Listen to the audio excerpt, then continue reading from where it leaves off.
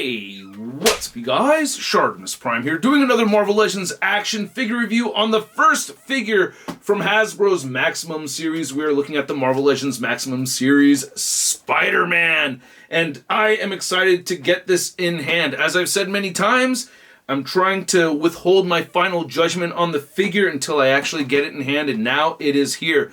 I gotta say, the weight of it doesn't really feel like $50 worth. We'll find out soon enough, but so far it does look pretty cool. Anyway, on the side, you can see a nice image of Spider-Man right over there, as well as a nice product shot over there. I like how they have comic panels going throughout the background too. I think that looks badass. Very clearly kind of looking like a McFarlane Spider-Man to me. I like that. And then on the top, all spot varnished, it says Maximum Series. Not much more at the bottom. So let's get to it and crack this thing open. And if you're trying to get your Marvel Legends, you can do so at the Toy Snowman, where you can find all kinds of awesome figures over there. They have a wide selection of Marvel Legends, Transformers, G.I. Joe classified figures, and they have an awesome rewards points program. So check them out. The Toy Snowman, link is in the description below. And here's the Maximum Series Spider-Man figure out of the packaging. And is it Maximum? In some ways it is. In some ways, yes. I will say there are things about this figure that I think are better than any of the other Hasbro Spider-Man figures that we've seen. However, this is not a perfect figure. There are flaws, unexpected flaws that I didn't foresee, and some things that are cooler about the figure than I expected too. So yeah, there's a mixed bag over here. We're going to get into all of it. Let's start with the accessories. So aside from the 3 head sculpts, here are all the other accessories that we get with this Maximum Series Spider-Man. We get the Minimum Series accessories right here, which I think should be standard for any Spider-Man figure. So you get the fist hands right here. I like how this whipping hand has this curl in the pinky. I think that's kind of neat. These pinky and index fingers are flipping backwards, so it reminds me of McFarlane's artwork a bit. And then these hands right here we've seen before. They look like they are reused from previous figures, so not everything 100% brand new over here, but damn it, I gotta say, I am stoked about these thwipping hands. Like, these are some of my favorite accessories to have. Just swapping out the regular thwippers for these right here are just very cool. I dig these a lot. These are quite fun. You get the interchangeable fleshy hands right here, which did come out too big. Like, I don't know what the deal with that is, but if you compare a thwipping hand right here next to this flesh hand, you can see that the flesh hands just came out oversized. There's no articulation, so that's a little bit of a bummer, but it is cool to see the thwipping trigger right over here. I like how that looks, actually. So it's a neat accessory to have. I like the silver and the plastic. It doesn't look too bad. A little bit of marbling here and there. Yeah, just very subtle marbling lines. You can see that right there. Get this stand over here for 2 of the accessories. And this works out pretty well. It has a hinge at the bottom and a hinge right over here. So you get the glob right there, looking pretty good. I've heard quite a few people make disgusting jokes about this thing. I would never do such a thing like that. I'm way above that. She calls this position the jackpot. But I actually think this looks pretty cool. I like having this. I think it looks pretty dope. The sad thing is that I can't really use it unless Spidey is standing on the ground. There is a hole right over here, so you can port this right into the stand like so, and it works out pretty well. But I do like that we get a little bit of a pearlescent shine to it. It looks really nice. I dig it. You know, and then you also get this splayed web right over here, which also has a little bit of that pearlescent shine, and I do like the sculpt and everything right here too. So this one looks pretty cool, and it also has a hole right over here. That's a little tricky to find, but you can get this on the hole. I wish there was a way to attach these to the wrists so that you didn't have to use the stand for them. I don't know, but yeah, you just have to make sure that you're using these while he's standing on the ground. I did not expect to like this shield so damn much, and the sculpted detail throughout on it just looks really, really badass. So I do like this shield, and it has the clip right here. It has not snapped on me. It's holding up, so yeah, I really do like the shield quite a bit. Looks really neat, man. And then you get the whole Spidey sense right here, which bums me out.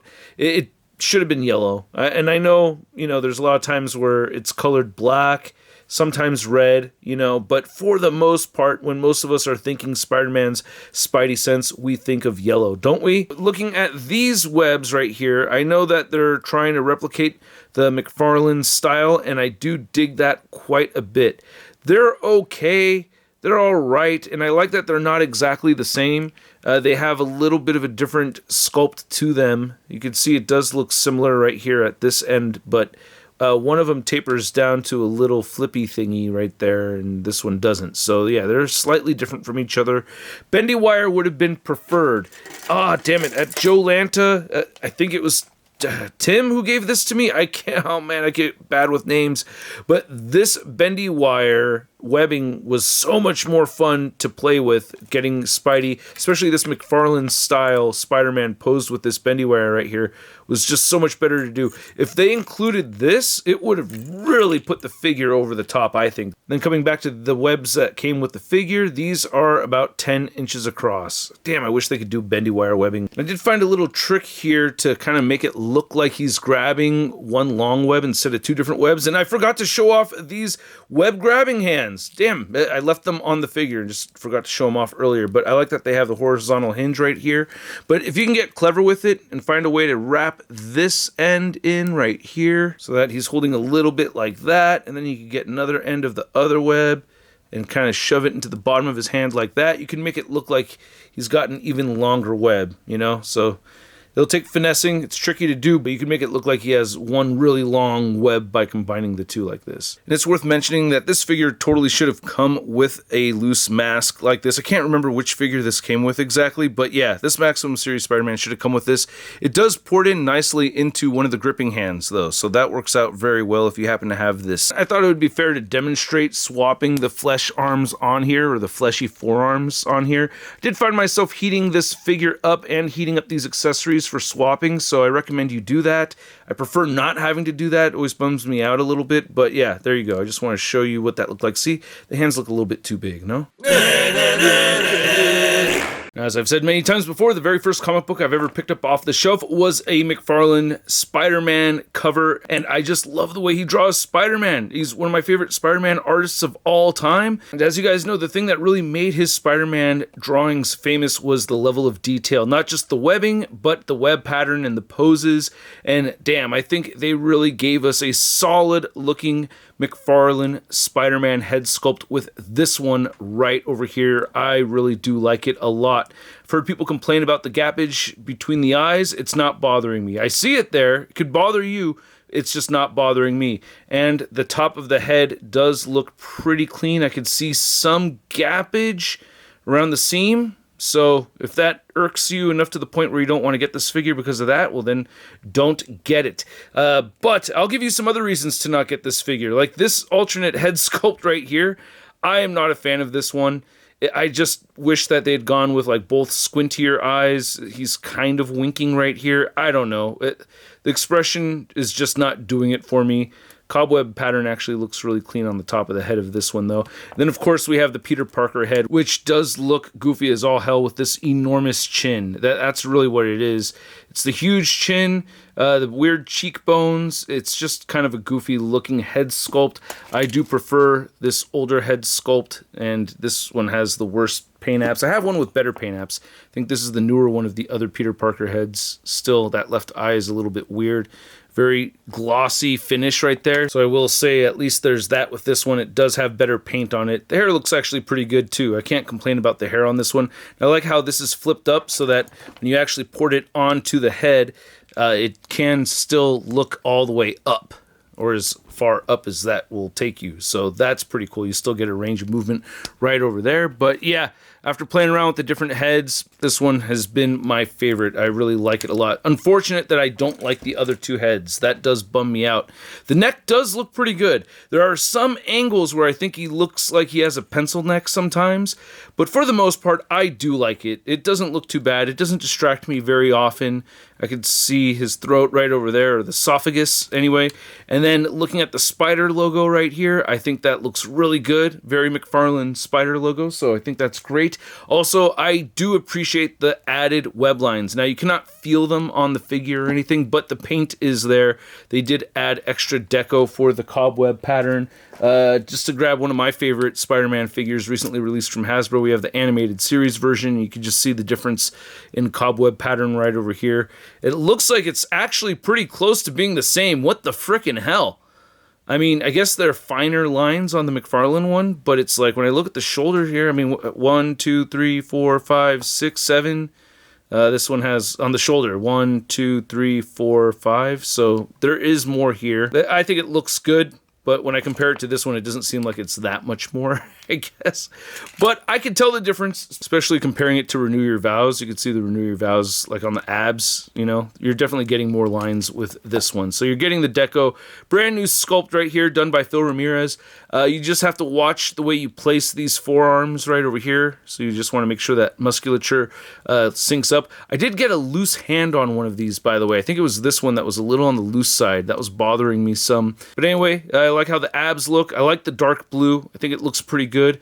I've seen people complain about the back dicks over here, and, you know, I get it, but that never distracted me once while I was posing the figure around. I guess it'll be really distracting if you're posing or taking photos from the back, but I didn't really feel the need to take many photos from the back of the figure. And then we have the cool drop-down hip system right over here, which is really good. I really do like it, but I really did not expect to see so much scuffage on my legs. Like I say, I pose the hell out of my figures before I get into the whole analytical part, before I show off the details of the figure, and you can see the scuffage right over here. So while we still have these awesome drop-down hips, which do go very far, I think way, way farther than any other Marvel Legend figure that we've gotten ever. I mean, look at that. That is ridiculous. But even with all of that, I've still got some scuffage going on, so that bums me out. I do like the wrinkles right over here. The legs look really good. Again, the cobweb pattern looks great. I love having the pinless joints. The feet looked really big to me in some photos, but now that I have it in hand, it doesn't really look that bad to me. I wish they put caps on the bottom of the feet, or at least right over there, you know, something to fill in that hole. That's a little bit weird. So as I was posing this figure around, I was comparing it to other Spider-Man figures. I think I'm going to do a thorough Maximum Series Spider-Man comparison video with other Spider-Man, because this has really good range of movement. I really do like it a lot, but there are other Spider-Man figures out there that Hasbro's made where it's definitely comparable, and I want to show off what's doing it better. Like, for instance, looking up, you know what I mean? So anyway, this looks very, very good. Now, I'm able to get a little bit more by halving it, and I know this doesn't count, but if you do pull it away from the ball peg, you can get him to look up even more so. And you can do that with pretty much any figure. I'm not giving this figure extra points for popping off the head. I'm just saying you can get him to look up even more so. I tend to try to get the head a little bit. Oh, he'll look down very far as well. I love having that hinge up here. There is no hinge at the base of it, but yeah, with both joints, he'll look down very far. I'm a little disappointed with the amount of pivoting at the neck. It does move side to side. I did find myself grabbing the neck and lifting it up a little bit and trying to half that so I can get even more movement. Again, no points for Hasbro for having to half the joint, but it does help with that range of movement. You can hear it click back in when I do that. So if you just want more movement, pull up on the neck and then it'll tilt even more to the side. The butterfly joints work out very nicely. I really like them a lot, man. You could move them very far in and out. With the arms sticking outward, you can see how far that goes. That's great. You can move these arms across the body so much better than any other Marvel Legends Spider-Man figure from Hasbro. I also love how the cobweb pattern is very thoroughly painted on the inside of the front. We already looked at the back. But you can move the shoulders up and above the 90-degree mark, which is great. Again, you can move these arms all the way in. I haven't really felt gummy joints on the figure aside from the bicep. This is the only part where I've really felt gumminess going on right over here. So be wary when you're moving the second elbow joint. But yeah, you could rotate the arms all the way around. You get the bicep swivel, and then you have these nice double jointed elbows, which, by the way, heating up the figure, I recommend it. You don't have to, but I do recommend heating it up before you start articulating it. You could rotate the forearms, you could rotate the wrists, and they hinge up and down. We already went over the hand articulation. And then you have the diaphragm cut that turns side to side, good diaphragm pivoting, and it crunches forward a bit at the diaphragm, back a bit, Then you get the lower ab crunch. So with both joints, he'll move all the way forward that much and then back that much. We saw the drop down hips already, and he could almost do the splits. Not really quite do the splits all the way, but almost. And he can kick up very, very far. That is really impressive. So I really like that a lot. You can actually go all the way around here. I haven't done that before.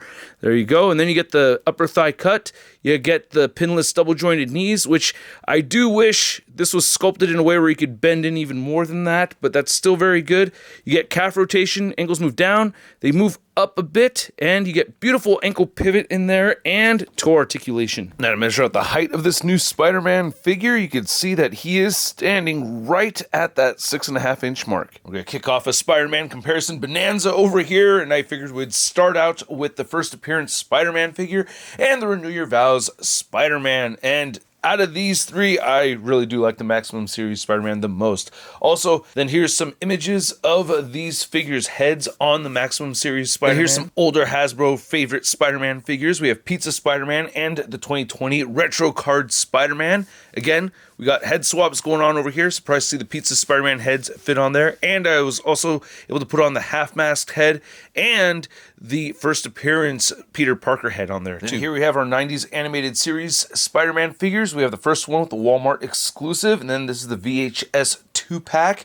And yeah, that first animated head looks pretty good on this Max Series Spider-Man. Not so much with the more recently released 2-pack. Here we have the Maximum Series Spider-Man next to the Raft set McFarlane-inspired Spider-Man from Hasbro. And then here's the J. Scott Campbell / McFarlane-inspired Spider-Man from Toy Biz, which is one of my all-time favorite Spider-Man figures ever. Man, this figure gives about the same fun factor as this one right over here. I've been having a great time with this piece. Here we have Max Spidey next to the McFarlaneToys Marvel statue from Spider-Man number 6, and we have the Mafex number 185 Spider-Man figure, comic version 2.0, right? Or 3.0, I can't remember. They made a whole bunch of these, which for me costs twice as much as this one right over here. And by the way, the Mafex stand works perfectly with this Spider-Man figure. If you guys know, I use my Mafex stands at the beginning of the videos, and I tend to have a hard time getting it to grip around the hips of my Spider-Man figures, but it actually lines up pretty well with this Max Series Spider-Man figure. Spider-Man party, yeah! So maximum. Thanks, brothers. I'm not going to bust out the whole Rogues gallery, but here's some villain comparisons for you. We have Hydra Man from the 2-pack, and then we have the Walmart exclusive Venom. For a couple more villains, here's Shocker, and we have my favorite Spider-Man villain, Doc Ock, without any tentacles on there. Which, by the way, Hasbro, would be great if you made a white suit Doc Ock. I'd love to see that. Then here's the Maximum Series Spider-Man. Next to your average 6-inch scale figure, we have the Marvel Legends Big Time Letdown Spider-Man. Hey, brother. Man, you're all Maximum, and I'm all let down. It's a bummer just hanging around you. It's okay, brother. Oh, thanks. Yeah, it's okay, brother. Oh, thank you. Yeah, it's okay, brother. All right, thank you. It's okay, brother. All right, it's thanks. Okay, brother. Thank you. We're here for you. All right, thank you. All right, thank you, brother. Okay, so I hope you guys enjoyed this video. I certainly had a good time with this figure, with gripes and all. If you want to show your appreciation by hitting that like button, I certainly would appreciate it. And if you want to hit that subscribe button, I have a video coming up talking about the Maximum series as a whole, since that Hulk reveal has kind of changed my perspective on what to expect from Maximum series. And if you want to support the content and get the early access and the live stream perks, go ahead and hit that join button or check out Patreon down below. And this figure I really enjoyed. I mean, dude, I took a shitload of pictures of this guy, which means I had a lot of fun with it. I really have enjoyed it. The biggest downside is obviously the price. At first I thought it was worth, or looked like it should have been priced at around 35 bucks. After having it in hand and playing with it for a good long time, I feel like $40 would have been an appropriate price point for this guy. Should have been 40 is what I'm thinking. But I did have fun with it. I did have my gripes, got a little bit of rub on the hips. I'm not a fan of the alternate Peter Parker heads. Like, I really like one of the 3 heads, which bums me out, you know? But I do like the accessories. The accessories are very cool, and I really like the figure itself. Like, posing this figure around, I had a fantastic time. I took over 100 shots of this guy, or keepers. Like, on top of that, probably 100 plus more. But I took a lot of photos of this figure. I really did have a good time with it. If you're a huge Spider-Man fan, you're going to be satisfied. If you're not, it's not for everybody, so I wouldn't recommend it unless you're like a big Spider-Man fan, because this is an overpriced figure. This is like a boutique item priced figure over here, so this is for the diehards. If you're not the diehard, I think it's an easy pass for you. Anyway, at that price point of $50, I'm going to give this Maximum Series Spider-Man a Sud rating of... I love it! And I'd like to know what you guys think, so please let me know in the comment section below. If you want to see a photo gallery of images, I have it all up at marvelousnews.com. And if you want to stay in touch with me on social media, you can find me on Instagram, Twitter, Twitch, TikTok, and on whatnot. I'll catch you guys later. Peace! That's crispy.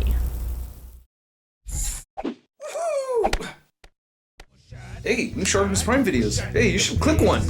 Yeah, click on one of them. Or subscribe if you haven't.